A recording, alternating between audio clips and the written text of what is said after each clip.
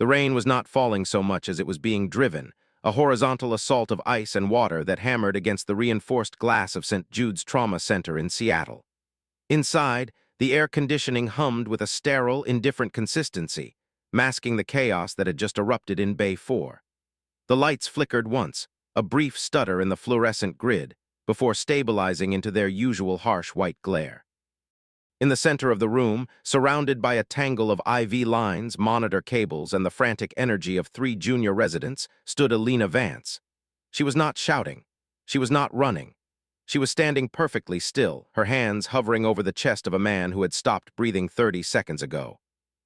Her scrubs were a faded blue, slightly too large for her frame, and her hair was pulled back into a severe bun that seemed to pull her features tight, emphasizing the exhaustion etched into the corners of her eyes. To anyone watching from the hallway, she looked like a statue, frozen in indecision. But those who knew how to look, really look, could see the micro-tremors in her fingers, not from fear, but from the intense, calculated suppression of impulse. She was waiting. She was listening to the silence between the heartbeats that weren't there. Dr. Marcus Thorne burst through the double doors, his white coat flaring behind him like the wings of an angry bird. He was the chief of emergency medicine, a man whose reputation was built on volume, speed, and an unyielding adherence to protocol. His face was flushed, his eyes scanning the room with predatory efficiency. He saw Alina standing still, his hands empty, while the patient's monitor screamed a flat, relentless tone. Thorne did not hesitate. He did not ask questions. He saw insubordination. He saw incompetence. He saw a woman who had forgotten her place in the hierarchy of survival. "Get back," he barked, his voice cutting through the ambient noise of the trauma bay. "You are blocking the field. Code Blue is active. Move." Alina did not move. She lifted her head, her eyes meeting his for a fraction of a second. There was no defiance in her gaze, only a profound, terrifying clarity. "He is not in cardiac arrest," she said, her voice low but carrying a resonance that seemed to dampen the surrounding panic. "He is in tamponade. If you shock him, you will kill him." Thorne laughed, a sharp, brittle sound. "Tamponade? The vitals say otherwise. The EKG says otherwise. Move, Nurse Vance, or I will have security remove you." This was the moment, the precipice, the point where career ended and conscience began. Alina looked at the patient, a young man barely 25, his skin already taking on the waxy pallor of death. She looked at the defibrillator paddles Thorne was reaching for, and then she made her choice. If you are enjoying this story of moral courage under pressure, please take a moment to hit the like button. It helps us bring more narratives of integrity and justice to your screen. Your support means the world to our community of storytellers. The hospital corridor outside Bay 4 was a study in controlled chaos. Gurneys rattled over linoleum floors, nurses shouted updates into radios, and the smell of antiseptic mixed with the metallic tang of blood. But inside the staff break room, the air was thick with a different kind of tension. Alina Vance sat at a small, round table, staring into a cup of coffee that had gone cold 10 minutes ago. Her hands were wrapped around the ceramic mug, seeking warmth that wasn't there.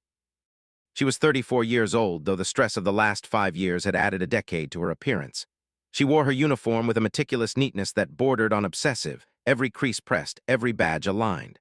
It was a armor, a way to impose order on a life that had recently spiraled into disorder. To her colleagues, Alina was a ghost. She arrived early, left late, and spoke only when necessary. She was efficient, reliable, and utterly invisible. In the high-stakes ecosystem of St. Jude's, visibility was currency, and Alina had none. She was a nurse practitioner with a master's degree from a university no one in Seattle had heard of, a transcript that raised eyebrows but never curiosity. Why had she come here? Why had she left her previous post in Chicago? These were questions that floated around the break room like smoke, never quite settling into answers. Dr. Marcus Thorne entered the room, and the temperature seemed to drop several degrees. He was a man who occupied space aggressively. Tall, broad-shouldered, with a jawline that looked carved from granite, Thorne believed that medicine was a war and he was the general.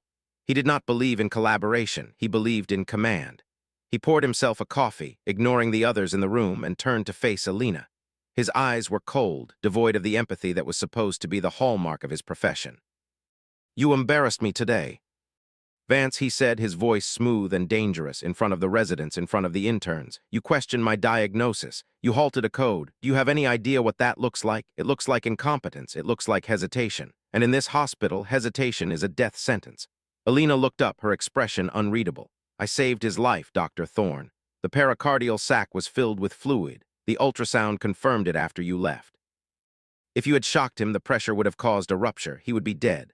Thorne sneered, a slight curling of his lip. Luck, you got lucky, and next time luck won't be there. Next time you will follow protocol. You will do as you are told, or you will be out. He leaned in closer, his voice dropping to a whisper that was more threatening than a shout. You are on thin ice, Vance. One more step out of line and you're gone. Don't think your little mystery past protects you. We know how to dig. We are just beginning to uncover the layers of Alina's story. If you want to see how she navigates this hostile environment, make sure to subscribe to the channel. We release new stories every week that explore the triumph of the human spirit. The social hierarchy of St. Jude's was rigid, almost feudal. At the top were the attending physicians, gods in white coats who walked the halls with an aura of infallibility. Below them were the residents, eager and anxious, desperate to prove their worth. And at the bottom were the nurses and technicians, the engine room of the hospital, expected to be silent, efficient, and invisible. Alina existed in a liminal space. As a nurse practitioner, she had more authority than a registered nurse, but less than a doctor. It was a role that required constant negotiation, a balancing act of asserting competence without challenging ego. For most, it was a career ladder. For Alina, it was a hiding place. She kept her head down, she did her job, she avoided eye contact, but there were cracks in the facade, small moments that hinted at something deeper. When a complex IV line failed, Alina would fix it with a dexterity that surprised even the veteran phlebotomists. When a patient spoke a rare dialect, Alina would switch languages effortlessly, calming them with a few gentle words. When a medical journal was left on a desk, Alina would glance at it, her eyes scanning the abstract with a speed and comprehension that suggested she had written it herself. These were breadcrumbs, scattered casually, ignored by those who didn't know how to read them. One afternoon, during a lull in the ER, a young resident named Sarah Chen approached Alina. Sarah was new, idealistic, and unlike Thorne, she possessed a genuine curiosity. She had seen Alina reading a textbook on advanced cardiothoracic surgery during her break. That's heavy reading for a break, Sarah said, smiling. Alina closed the book quickly, a flash of panic in her eyes. Just keeping up, she murmured. Sarah frowned. You don't need to keep up with thoracic surgery protocols. That's specialist level. Where did you train? Before Alina could answer, Thorne's voice boomed from across the room. Chen, room 6, now. Sarah jumped, apologizing hastily, and ran off. Alina watched her go, a sadness in her eyes. She wanted to connect. She wanted to share what she knew. But the memory of Chicago, of the scandal, of the loss, was a wall she could not climb. She had come to Seattle to disappear, to serve in silence, to pay penance for a mistake that was not entirely her own. But the body remembers. The mind remembers. And in a place like St. Jude's, secrets have a way of surfacing, especially when lives are on the line. The tension in the hospital is palpable. Can you feel the weight of Alina's secret? Let us know in the comments what you think her background might be. Your theories help shape our community discussion. The crisis came on a Tuesday night, the kind of shift that feels endless where the clock seems to stop moving. The ER was overwhelmed. A multi-car pileup on the interstate had sent a flood of trauma patients through the doors. The air was thick with the sounds of pain, the beep of monitors, and the shouted orders of doctors trying to triage the influx. Alina was working in Bay 2, stabilizing a patient with a fractured femur when the radio crackled. Incoming. VIP. Senator Sterling. Car accident, high speed, critical condition. The atmosphere in the ER shifted instantly. The casual chaos hardened into focused intensity. Everyone knew who Senator Sterling was, a charismatic, powerful figure, a potential presidential candidate. His arrival meant media. It meant scrutiny. It meant that mistakes would not be forgiven. Thorne took charge immediately, directing the best resources to Bay 1, the largest trauma room. He assigned 2 senior residents and the top trauma surgeon to the case. Alina was assigned to assist with logistics, fetching supplies, managing the family in the wait-in. G room, she was kept away from the patient. It was a deliberate snub, a reminder of her place. But as the ambulance doors opened and the gurney was wheeled in, Alina caught a glimpse of the patient. Senator Sterling was unconscious, his face pale, his breathing shallow. But it was not the visible injuries that caught Alina's attention. It was the way his chest rose and fell, irregular, shallow, and the color of his lips, a faint bluish tint, cyanosis. She froze. She knew that pattern. She had seen it before in a different context, in a different life. It was not just trauma. It was a pre-existing condition, exacerbated by the stress of the crash. Aortic dissection, a tear in the major artery leaving the heart. If they treated him for blunt force trauma, if they gave him fluids, if they increased his blood pressure, the tear would widen. He would bleed out internally within minutes. She tried to speak, to warn them, but Thorne was already shouting orders. Start 2 large-bore IVs, bolus saline, prepare for intubation. Get me a CT scan of the head and abdomen. Alina stepped forward. Dr. Thorne, wait. His vitals suggest aortic involvement. Look at the pulse differential. His left arm pressure is significantly lower than his right. Thorne spun around, his eyes blazing. Did I ask for your opinion, Vance? No, I asked for silence. Get out of the bay. Now, security. 2 guards appeared at the door, their presence a physical barrier. Alina was pushed back, forced to watch from the hallway as the team descended on the senator. She saw them insert the IVs. She saw the bags of saline hanging, ready to pump. She saw the resident reaching for the intubation tube. And she knew, with a certainty that chilled her blood, that they were killing him. This is the turning point, the moment where duty conflicts with authority. If you believe in doing the right thing even when it's hard, please share this video with a friend who needs a reminder of integrity. Alina did not think, she acted. It was not a conscious decision, it was a reflex born of years of training, of instinct, of a deep, abiding knowledge of the human body. She ducked under the arm of the security guard, slipping past him with a grace that belied her exhaustion. She burst into Bay 1, ignoring the shouts of the residents, ignoring the glare of Thorne. She went straight to the IV pole. With a swift, precise motion, she clamped the lines. Stop, she commanded, her voice ringing with an authority that silenced the room. You are flooding a dissecting aorta. He will die. Thorne was furious. Grab her, get her out. But before the guards could reach her, Alina grabbed the portable ultrasound machine. She didn't ask for permission. She didn't explain. She placed the probe on the senator's chest, her hands moving with practiced ease. The screen lit up. And there it was, the flap, the tear in the aorta, the blood pooling in the mediastinum. She turned the screen toward Thorne. Look, she said, her voice steady. Look at the image. If you give him fluids, he dies. If you intubate him without controlling the pressure, he dies. He needs beta blockers. He needs immediate surgery, not trauma care, cardiac care. Thorne stared at the screen. He stared at Alina. For a second, doubt flickered in his eyes, but then pride hardened his features. He couldn't be wrong, not in front of everyone, not with the cameras likely already outside. This is a trick, he spat. A manipulated image. Remove her. Now the guards seized Alina, dragging her out of the room. She didn't fight. She didn't scream. She just watched, her eyes locked on the monitor as Thorne ordered the fluids to be restarted. She heard the hiss of the saline bag. She heard the senator's heart rate spike. And then she heard the flatline. The injustice is overwhelming. Alina did everything right, and yet she is punished. How does this make you feel? Tell us in the comments below. Your voices matter in this conversation. The aftermath was swift and brutal. Senator Sterling died on the table. The official cause of death was listed as complications from traumatic injury. But the rumor mill in the hospital was faster than the official report. Everyone knew what had happened. Everyone knew Alina had warned them. Everyone knew Thorne had ignored her. But power does not care for truth. Power cares for narrative. And the narrative was that Alina Vance had interfered with a code. She had assaulted a medical officer. She had caused a distraction that contributed to the failure of resuscitation. Thorne held a press conference outside the hospital, his face somber, his voice grave. We did everything we could, he said, but sometimes, despite our best efforts, tragedy strikes. We must adhere to protocol. We must trust the chain of command. When asked about Alina, he was dismissive. There was an incident of insubordination. It is being handled internally. Patient safety is our priority. We cannot allow rogue elements to disrupt critic care. The words hung in the air, poisonous and final. Rogue elements. Alina sat in the HR office, listening to the termination letter being read to her. Gross misconduct, violation of hospital policy, immediate dismissal. She was escorted out of the building, her badge confiscated, her locker cleared by security.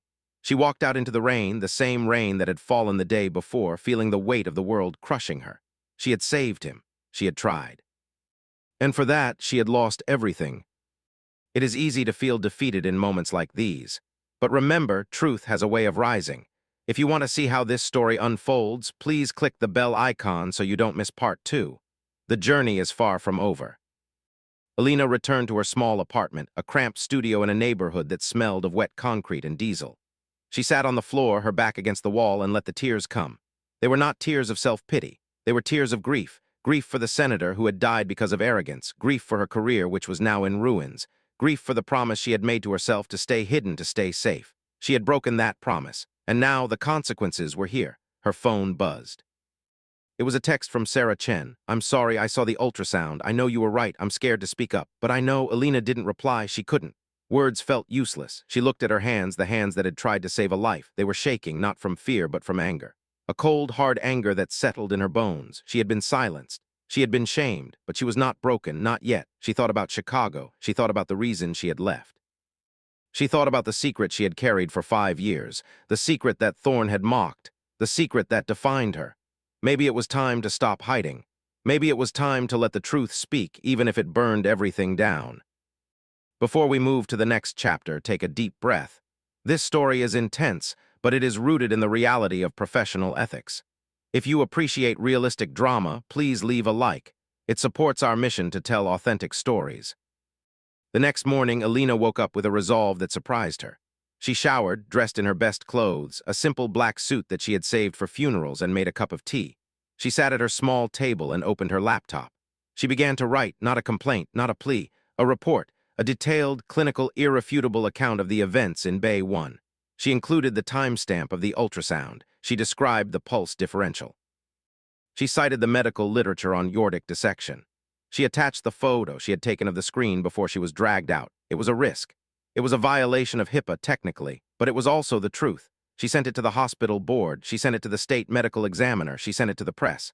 Then she waited. She knew Thorne would deny it. She knew the hospital would circle the wagons. But she also knew that she had planted a seed, and seeds, given time and light, grow. She spent the day packing her boxes, preparing to leave Seattle. She had no job, no references, no future. But she had her integrity, and for the first time in 5 years, that felt like enough. Alina is taking a stand. But will it be enough? The stakes are higher than ever. If you are invested in Alina's journey, please subscribe. We are building a community of viewers who value justice and courage. As the days passed, the silence from the hospital was deafening. No call, no email, no acknowledgement. Alina assumed she had been ignored. She booked a ticket to Portland, planning to start over again to find another hospital, another shadow. But on the third day, a black car pulled up outside her apartment. It was not a taxi. It was a sleek, expensive sedan with tinted windows. The driver got out, a man in a dark suit, and opened the back door. A woman stepped out. She was older, elegant, with silver hair and eyes that missed nothing. She wore a badge on her lapel that Alina recognized instantly. The Department of Health, the Inspector General. The woman looked up at Alina's window, then directly at Alina, who was standing on the sidewalk. "Ms. Vance," the woman said, her voice crisp and professional, "I am Director Alina Graves. We need to talk about Senator Sterling and about Dr. Thorne." Alina's heart skipped a beat. This was it. The authority had arrived. But was it friend or foe? She walked toward the car, her steps steady, her head high. She was done hiding. She was ready to speak. The arrival of Director Graves changes everything. Who is she? What does she know? Keep watching to find out. And if you haven't already, hit the like button to show your support for this unfolding mystery. Alina got into the car. The interior was quiet, insulated from the noise of the city. Director Graves handed her a file. The thick, comprehensive. Inside were documents, emails, internal memos, and a transcript of the press conference. "We have been investigating St. Jude's for 6 months," Graves said. "Corruption, negligence, cover-ups. Senator Sterling's death was the catalyst we needed, but we needed a witness, someone on the inside, someone who saw what really happened." Alina looked at the file. She saw her own name. She saw the ultrasound image. She saw the testimony of Sarah Chen, who had finally found the courage to speak. "They know," Alina said. "Yes," Graves said, "they know, but knowing is not enough. We need proof. We need you to testify, publicly. It will destroy your career in this city. It will make you a target, but it will save others." Alina looked out the window. The rain had stopped. The sun was breaking through the clouds. She thought about Thorne. She thought about the senator. She thought about the patients who would come after, who would be treated by a man who valued pride over life. She turned back to Graves. "I'll do it," she said, "but not for you, for him, for the truth." Graves nodded. "Good, because tomorrow the hearing begins, and Dr. Thorne will be there. The stage is set for the confrontation. The truth is coming to light. If you are excited for the climax of this story, please comment "Justice" below. Let's show our support for Alina. That night, Alina did not sleep. She reviewed the files. She prepared her statement. She rehearsed her answers. She knew Thorne would try to discredit her. He would call her unstable. He would call her a liar. He would use her past against her. She had to be ready. She had to be stronger than she had ever been. She thought about her training in Chicago, the prestigious program, the mentor who had believed in her, the mistake that had cost her everything, a misdiagnosis, a patient who had died. But it hadn't been her fault. It had been a system failure, a lack of resources, a corrupt administrator who had blamed her to save his own skin. She had taken the fall. She had left, but she had learned. She had grown. And now she was ready to fight back, not with anger, not with vengeance, but with facts, with competence, with the unshakable belief that truth matters. We are approaching the end of part 1. The tension is at its peak. If you want to see how Alina faces Thorn in the hearing, make sure you are subscribed. Part 2 delivers the payoff you've been waiting for. The morning of the hearing, Alina wore her black suit.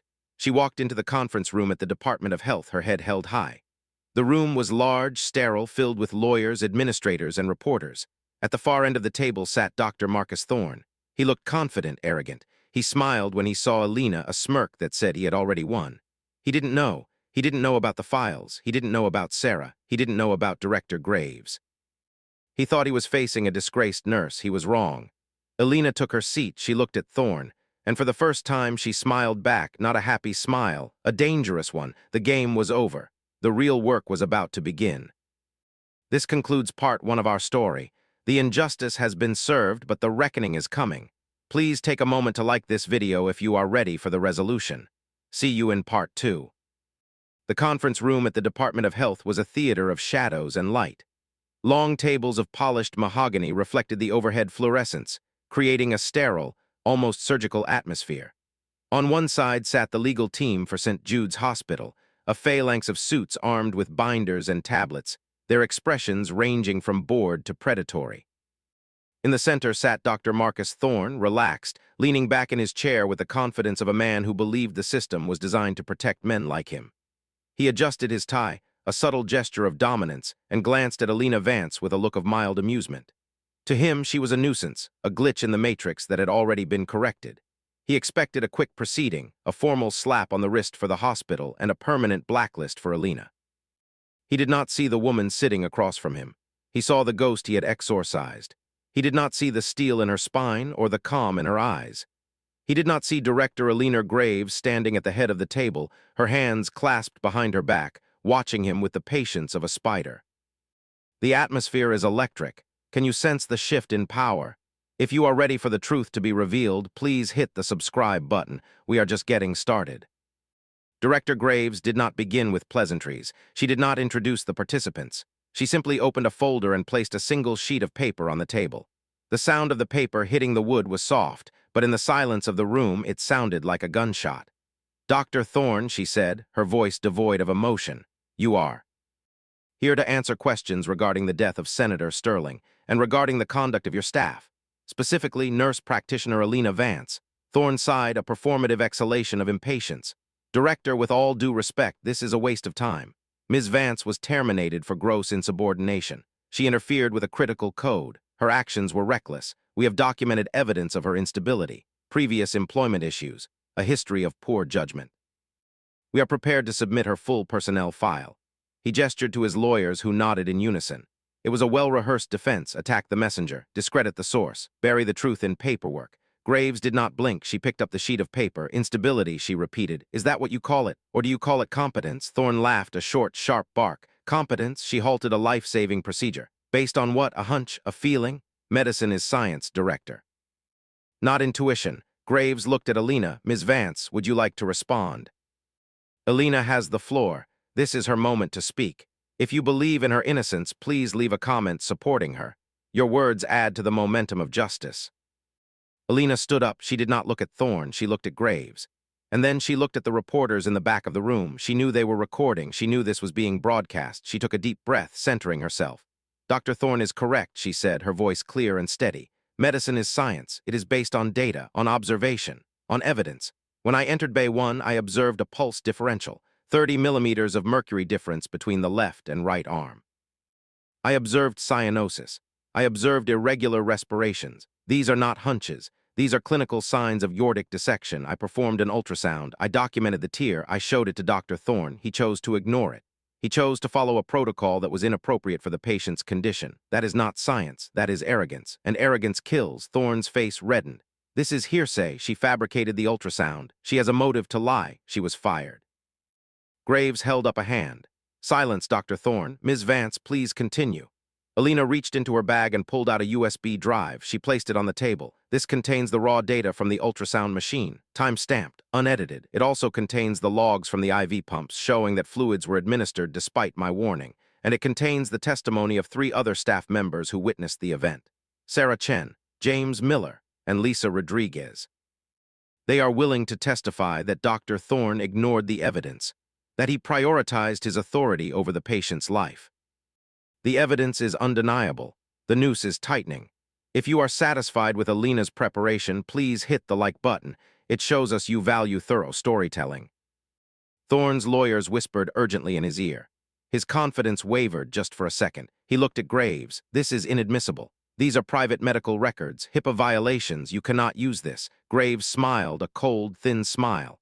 Actually, Dr. Thorne, we can, because we have a waiver from the senator's family. They want to know the truth, and they have granted us full access to all records related to his care. Furthermore, the State Medical Board has launched an independent investigation based on Ms. Vance's initial report. We are not just looking at this incident. We are looking at your entire tenure at St. Jude's. Thorne's eyes widened. What are you talking about? Graves opened another folder. This one was thicker. Inside were dozens of complaints. Patients who had died under suspicious circumstances. Nurses who had been fired for questioning orders. Doctors who had been silenced. A pattern, Dr. Thorne, a pattern of negligence, of cover-ups, of placing reputation above safety, and you are at the center of it. Thorne stood up, his chair scraping loudly against the floor. This is a witch hunt. I am a respected physician. I have saved thousands of lives. You cannot destroy my career based on the ramblings of a disgraced employee. Graves remained seated. Sit down, Dr. Thorne, or I will have you removed. Thorne hesitated, then slowly sat back down. His hands were shaking. The scope of the corruption is revealed. It's bigger than just one incident. If you are shocked by this twist, please share this video. Help spread the word about accountability. Alina watched Thorne unravel. It was not satisfying, it was sad. She had once admired him in a distant way. She had respected his skill. But now she saw him for what he was, a bully, a coward, a man who had forgotten why he became a doctor. She felt a pang of pity, but she pushed it aside. Pity was a luxury she could not afford, not yet. Director Graves, Alina said, interrupting the tension. There is something else, something Dr. T. Horn does not know, something that explains why I reacted the way I did, why I knew to look for aortic dissection, why I knew the signs. Thorne looked at her, confused. What are you talking about? Graves looked at Alina, nodding. Go on. Alina took a deep breath. 5 years ago, I was not a nurse practitioner in Chicago. I was a resident in cardiothoracic surgery at Northwestern Memorial. I was on track to become a surgeon, but I made a mistake. Or rather, I was blamed for a mistake. My attending physician, a man named Dr. Aris Thorne, your brother, Dr. Thorne, made an error in judgment. He missed a diagnosis. A patient died. And to protect his own reputation, he blamed me. He fabricated evidence. He destroyed my career. I left medicine. I went into nursing. I hid. But I never stopped learning. I never stopped studying. Because I knew that one day I would have to face a situation like this, and I would have to be ready. The secret is out. The connection to Thorne's brother adds a layer of personal vendetta and tragic history. If this revelation surprised you, please comment below. We love hearing your reactions. Room went silent. Thorne stared at Alina, his face pale. His brother, Aris, the black sheep of the family, the one who had been disgraced years ago, the one who had committed suicide. Thorne had never spoken of him. He had buried the shame, and now it was standing in front of him, wearing scrubs and a black suit. You're lying, Thorne whispered. You're making it up. Alina shook her head. Check the records, Dr. Thorne. Check the malpractice suits. Check the internal investigations. You'll find my name. You'll find his, and you'll find the truth. Graves looked at Thorne. Is this true, doctor? Thorne did not answer. He couldn't. The weight of the revelation crushed him. It wasn't just about Senator Sterling. It was about his family, his legacy, his guilt. He had projected his own insecurities onto Alina. He had hated her because she reminded him of what he had lost, of what he had failed to protect, and now she had exposed it all. The emotional core of the story is revealed. It's not just about justice, it's about healing. If this resonates with you, please hit the like button. Support stories that explore deep human connections. Graves closed the folder. Dr. Thorne, your license is suspended, effective immediately, pending a full review by the medical board. St. Jude's Hospital is under federal investigation. All records are being seized. You will cooperate fully, or you will face criminal charges. Thorne looked at his lawyers, but they were already packing their bags. They knew the ship was sinking. They were leaving him alone. He looked at Alina. For a moment, there was hatred in his eyes, but then it faded. Replaced by a hollow emptiness. He stood up slowly and walked out of the room. He did not look back. The door clicked shut behind him, sealing his fate. The room exhaled. The tension broke. Reporters began to shout questions. Graves raised a hand. No comments at this time. The investigation is ongoing. Ms. Vance, thank you for your courage. Alina nodded. She felt drained, empty, but also light. The burden she had carried for 5 years was gone. She had spoken. She had been heard. And the truth had prevailed. Thorn is gone, but what happens to Alina? The resolution is coming. If you want to see her redemption, please subscribe. We have one more chapter to go. In the weeks that followed, the story dominated the news. St. Jude's Hospital underwent a complete overhaul. The administration was replaced. New protocols were implemented. Nurses were empowered to speak up. Doctors were held accountable. And Alina Vance became a symbol, not of victimhood, but of resilience. She was offered her job back. She was offered promotions. She was offered interviews, book deals, speaking engagements. But she declined them all. She had not done it for fame. She had done it for justice. And now she wanted to return to what she loved, healing. She accepted a position at a small community clinic in Portland, a place where she could practice medicine without the politics, without the ego, where she could focus on the patients. One morning, as she was walking into the clinic, she received a letter. It was from Sarah Chen. "Dear Alina," it read, "Thank you. You gave us our voice. I am staying at St. Jude S. I am fighting for change. I hope you are happy." Alina smiled. She folded the letter and put it in her pocket. She was happy, not because she had won, but because she had been true to herself. Alina finds peace in a new beginning. It's a quiet victory, but a powerful one. If you appreciate this ending, please leave a comment. Share your thoughts on Alina's choice. Months later, Alina was working in the clinic. A young boy came in with a fever. His mother was anxious, worried. Alina examined the boy, checking his throat, his ears, his lungs. She listened to his heart, and then she smiled. "It's just a Roman 6. Ruse," she said. "He will be fine. Rest. Fluids. Love." The mother relaxed. "Thank you," she said. "You're very good." Alina shrugged. "I just listened, that's all. Listening is half the battle." As the mother and son left, Alina looked out the window. The sun was shining. The rain had stopped. She thought about Thorn. She wondered where he was. She hoped he had found peace, too, in his own way. She thought about the senator. She hoped his death had not been in vain. She hoped it had changed things. And she knew it had. Because she had changed, she was no longer hiding. She was no longer afraid. She was Alina Vance, and she was exactly where she belonged. The story comes to a close, but the lessons remain. If you learned something from Alina's journey, please hit the like button. It helps us continue to tell these important stories. The narrative of injustice and vindication is a powerful one. It reminds us that truth matters, that competence matters, that integrity matters. In a world that often rewards loudness over substance, Alina Vance chose substance. She chose to stand firm, and in doing so, she inspired others to do the same. Her story is not just about one hospital. It is about every workplace where silence is enforced, where fear is used as a tool, where dignity is compromised. It is a reminder that we all have a voice, and that we all have a responsibility to use it, not for revenge, but for justice, for the greater good, for the people who cannot speak for themselves. Reflect on the moral of the story. Integrity is not easy, but it is always worth it. If you agree, please share this video with someone who needs to hear this message. As we conclude this tale, let us remember the characters. Alina, who found her strength in vulnerability. Thorn, who lost his power in arrogance. Graves, who used authority for good, and Sarah, who found her courage in community. They are fictional, yes, but the emotions they evoke are real. The frustration of being unheard, the anger of being wronged, the joy of being vindicated. These are universal experiences, and they remind us that we are not alone, that there are others who fight, who strive, who believe. Thank you for joining us on this journey. It has been a privilege to share Alina's story with you. If you enjoyed this narrative, please subscribe to the channel. We have many more stories to tell. In the end, Alina did not seek glory. She sought peace, and she found it, not in the spotlight, but in the quiet moments of care, in the smile of a child, in the thanks of a mother, in the knowledge that she had done the right thing. That is the true reward, not the applause, not the promotion, but the clear conscience, the sleeping well at night, the knowing that you lived with integrity, and that is a victory that no one can take away. Let this story inspire you to stand for what is right, even when it is hard. Even when you are alone, truth will prevail. If you feel inspired, please hit the like button. It is a small act, but it matters. We hope you enjoyed this episode of the Code Whisperers. Our mission is to bring you stories that matter, stories that challenge, stories that heal. If you have a story idea, please let us know in the comments. We love hearing from you. Your input shapes our content, and together we can create a community of empathy and understanding. Before you go, take a moment to reflect. Who is your hero? Who inspires you? Share their name in the comments. Let's celebrate the heroes in our lives. Thank you for watching, thank you for listening, and thank you for believing in the power of truth. Until next time, stay strong, stay kind, and stay true. This is the final pause. The story is complete, but the impact remains. If you want to support our channel, please consider subscribing. It helps us grow, and it helps us reach more people with these messages. Goodbye for now. See you in the next story.